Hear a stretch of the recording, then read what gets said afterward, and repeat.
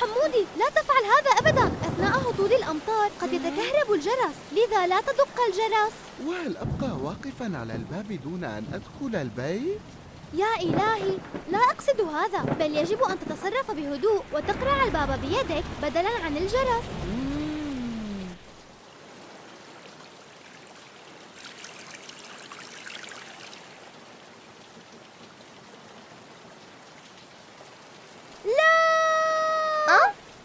لا تلمس أزرار الكهرباء بيد مبتلة.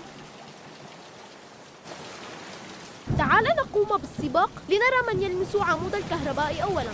هذان يقومان بالسباق ويريدان الاقتراب من عمود أجل، الكهرباء. هذا ما يبدو لي أيضاً.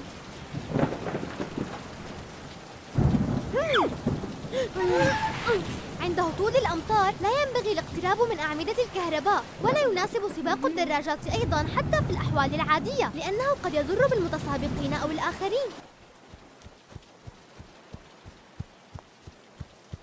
زينب، أين تذهبين؟ أذهب إلى خارج لألعب تحت المطر. أثناء هطول الأمطار لا يفضل الخروج من البيت بلا ضرورة. السلام عليكم ورحمة الله وبركاته. وعليكم السلام ورحمة الله وبركاته. قل لي، أين تذهب يا حمودي؟ أذهب إلى السوق لأشتري بعض الفطائر والسمبوسة. يا أخي، ينبغي للأطفال أن يتجنبوا الأطعمة المقلية من السوق، لأنها تسبب لهم مشاكل صحية كثيرة. أعزائي الأطفال، يجب اتباع 5 نصائح وقائية في موسم الأمطار. الأولى، عدم دق الجرس.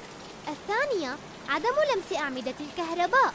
الثالثة، عدم لمس الأزرار الكهربائية بأيد رطبة. الرابعة، عدم الخروج من البيت بلا ضرورة. الخامسة، تجنب تناول الأطعمة المقلية من السوق.